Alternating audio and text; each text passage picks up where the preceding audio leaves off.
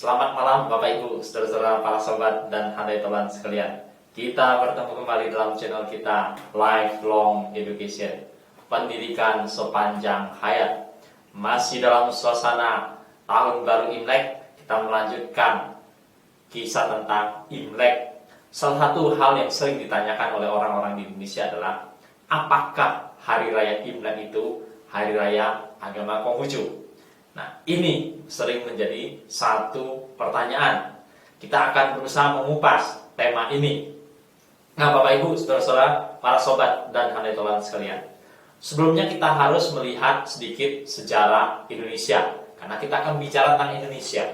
Dalam perkembangan politik di Indonesia, dari merdeka 1945, 17 Agustus sampai kini, paling tidak ada beberapa kejadian penting yang perlu kita ketengahkan berkaitan dengan penetapan pemerintah. Kebijakan-kebijakan yang pernah dibuat oleh pemerintah berkaitan dengan Imlek. Nah, yang pertama, kita harus tahu dulu, tahun 1946, Bung Karno, Presiden Soekarno, pernah mengeluarkan penetapan pemerintah tentang Hari Raya Umat Beragama, yaitu penetapan nomor 2/OEM/1946.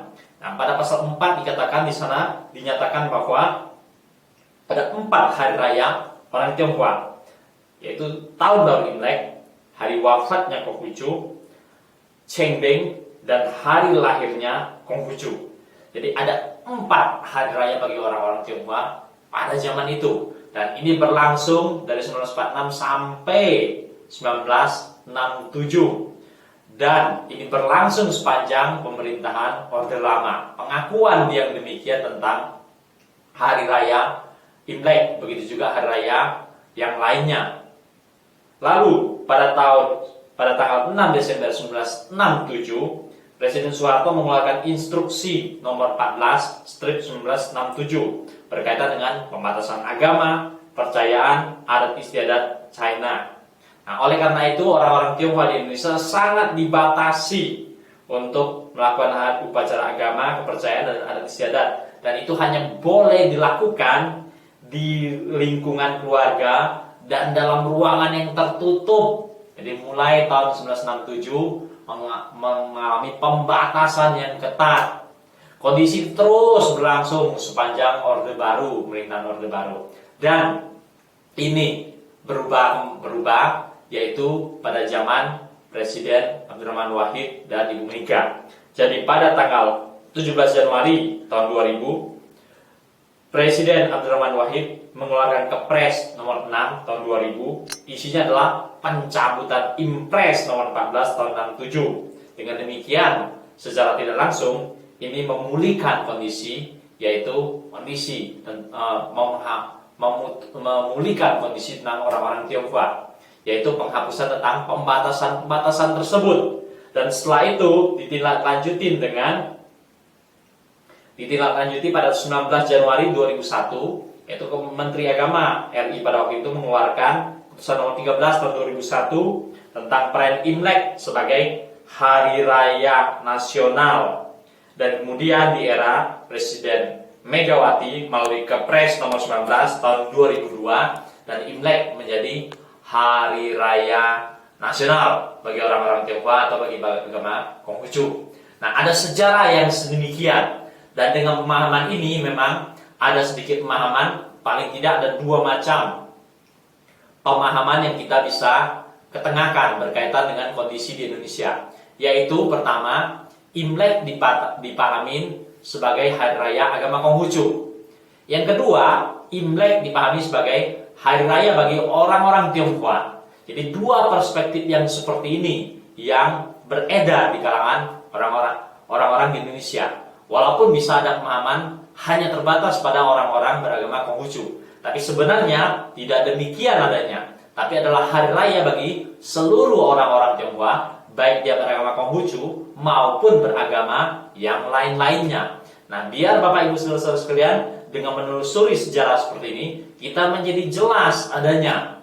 Dan setelah kita memahami kondisi sejarah di Indonesia, maka kita akan memahami kondisi Imlek yang lebih luas lagi. Pada tahun ini memang dirayakan sebagai Hari Raya Imlek yang ke 2572.